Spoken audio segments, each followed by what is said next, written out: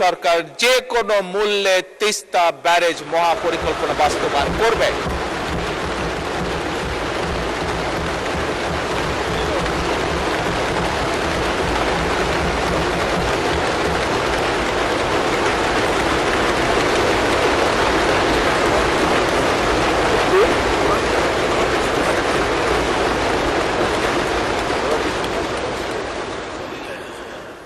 মাননীয় স্পিকার, একটি দেশের জন্য শিক্ষিত, দক্ষ এবং নৈতিক মূল্যবোধ সম্পন্ন মানুষ হচ্ছে সবচেয়ে বড় সম্পদ একটি দেশের জন্য।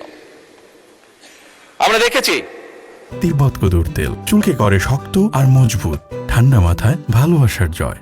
ফ্যাসিবাদের ১.৫ দশকে কিভাবে শিক্ষা ব্যবস্থাকে একদম পরিকল্পিতভাবে ধ্বংস করে দেওয়া হয়েছিল। মাননীয় স্পিকার, আমরা এডুকেশন ফার্স্ট। মাননীয় স্পিকার, আপনি জানেন ভালো করে, কয়েকদিন আগে আমি যখন মালয়েশিয়া ট্যুরে গিয়েছিলাম, এয়ারপোর্ট থেকে যখন আমরা শহরে যাচ্ছি, আমাদেরকে যখন নিয়ে যাচ্ছে, তখন এয়ারপোর্ট থেকে বেরোতেই বিশাল বড় এক সাইনবোর্ড, সেই সাইনবোর্ডের মধ্যে লেখা ছিল এডুকেশন ফার্স্ট।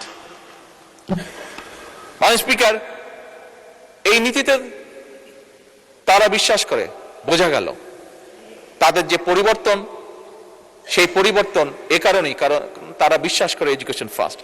মাননীয় স্পিকার, আমি এবং আমরা সমগ্র জাতি আমরা বিশ্বাস করতে চাই এডুকেশন ফার্স্ট নীতি বাস্তবায়ন।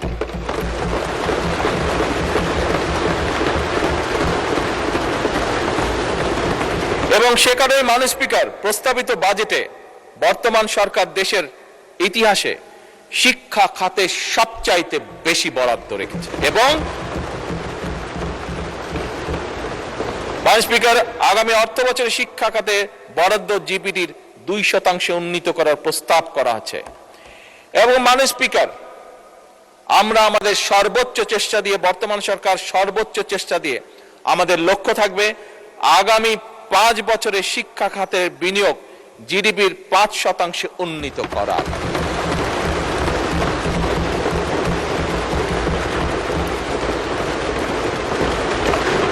মাননীয় স্পিকার, আপনি আপনার পরিবার, আপনার সমাজ ব্যবস্থা, আমরা আমাদের পরিবার সমাজ ব্যবস্থায় প্রায় দেখি আমাদের আত্মীয় স্বজন পরিবারের অনেক ইয়াং সদস্য সার্টিফিকেট নিয়ে এসেছে, কিন্তু এই সার্টিফিকেট নিয়ে মাসের পর মাস, বছরের পর বছর সে কর্মসংস্থানের জন্য ঘুরে বেড়াচ্ছে, কিন্তু বেচারা একটি কর্মসংস্থানের ব্যবস্থা করতে পারছে না।